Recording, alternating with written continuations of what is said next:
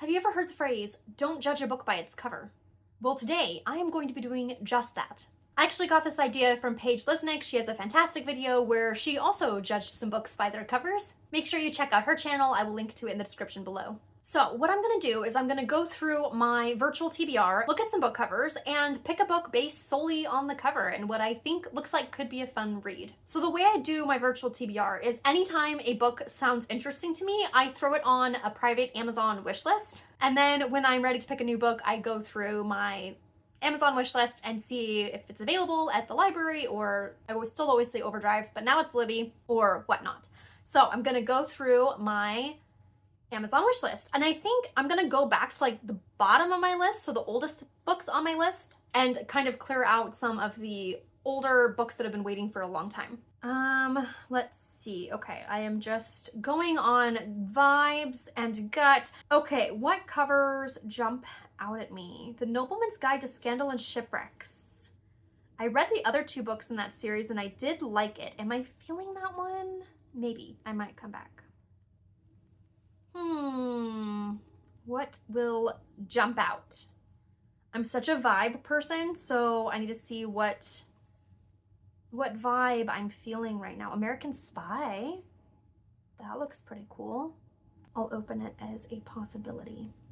Ooh, Rise, Order of the Krigers. I don't remember anything about what that's about, but the cover is cool, so I'll open that up as a possibility.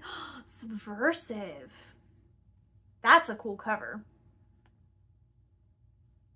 That's a cool cover. Okay, how many? I'll do 5 options. Fake it till you make it. That looks cute. That looks cute. That's gonna be an option. Okay, I have 4 options. Let's find one more option. Mind Blind. This is intriguing to me, and I've wanted to read this for quite some time. That's gonna be my 5th option. Okay. Oh, this is hard. Okay, but if I'm going, oh man. If I'm going primarily based upon cover, as indeed this challenge is supposed to be, I am going with Subversive. I really like the cover. I like the forest, I love the silhouette, I love the little shadowy sprig of magic. Not shadowy, glimmery sprig of magic. I think that's what I'm gonna do, and apparently it's available on Kindle Unlimited, which is even better. Okay, Subversive it is, by Colleen Cowley. I am going to read this and judge a book by its cover. Okay, I read Subversive. I actually read this book on my camping trip that I talked about in my last video. I'm gonna give a brief synopsis, followed by a bit of my personal review, then some content and trigger warnings, and then some spoilers. Everything will be timestamped if you want to skip sections or jump around to other sections. Subversive by Colleen Cowley. This story takes place in the United States, but a version of the United States that has magic. Beatrix Harper is a member of the Women's League for the Prohibition of Magic, which is working hard to try to get equal rights for women because in this world, only men are allowed to practice magic. When a wizard named Peter Blackwell comes to town, he somewhat coerces Beatrix to start working for him with all of his wizardly endeavors. As it turns out, he's actually from that town and he and Beatrix knew each other from way back when, and now he's back to help the town with its magic needs. Beatrix is concerned that he's going to undermine the League, and her fears seem to be confirmed when he starts working on some sort of magic spells that involve explosions. This book has fantasy elements, magic elements, and some romance.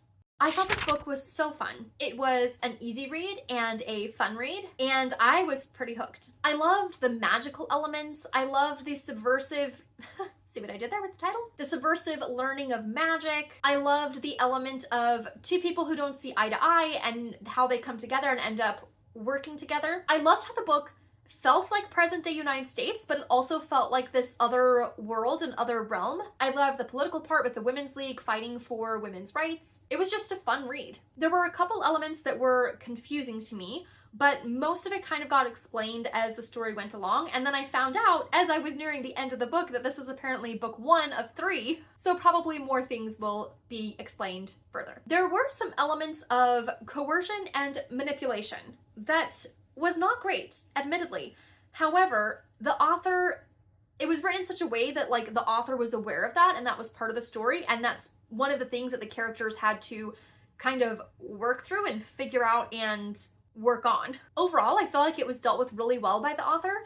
There were still a few little things where I was like, that's interesting, that I'm curious if that will be worked out in books 2 or 3. But I definitely have already borrowed the second book from Kindle Unlimited, and I'm excited to finish this series. There was a bit of spice in the last quarter of the book or so. I would probably give it maybe a 2 on the spice scale, but FYI. On to content and trigger warnings.